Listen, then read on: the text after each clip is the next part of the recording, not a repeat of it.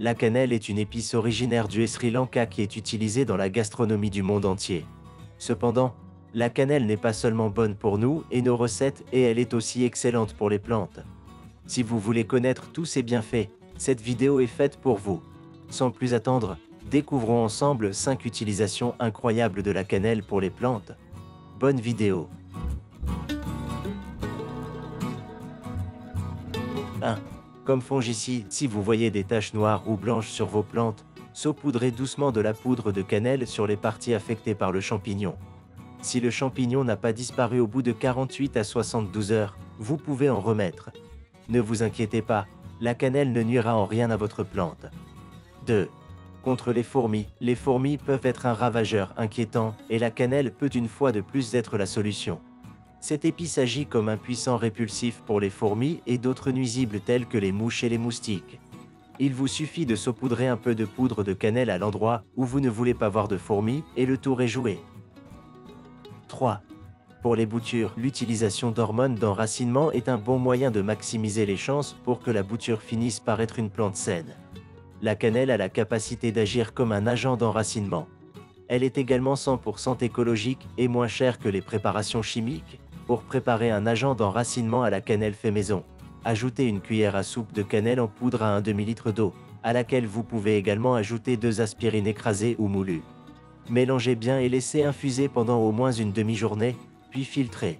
Trempez le fond des boutures dans ce mélange pendant quelques heures avant de les planter. Vous constaterez rapidement que vos boutures s'enracinent plus facilement. Avant de continuer, on va vous mettre à l'épreuve. À votre avis, quelle partie de la plante est utilisée pour fabriquer cette épice? A. Feuilles. B. Branches. C. Écorce. Vous avez jusqu'à la fin de la vidéo pour valider votre réponse. 4. Après la taille, certaines plantes ont besoin de l'application d'une pâte de scellement sur les zones taillées. Vous pouvez fabriquer votre propre pâte avec de la cire de bougie fondue, à laquelle vous devez ajouter de la cannelle en poudre pour améliorer ses propriétés antifongiques et antibactériennes.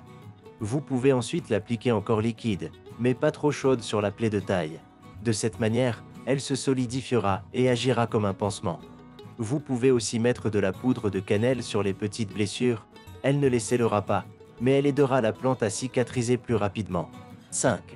Comme répulsif pour animaux, nous avons déjà dit que cette épice est un répulsif efficace contre les insectes, mais elle agit également sur d'autres animaux.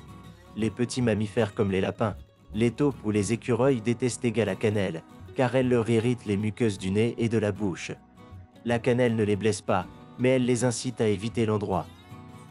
Et pour revenir à la question que nous vous avons posée précédemment, vous avez trouvé la bonne réponse? La bonne réponse est C.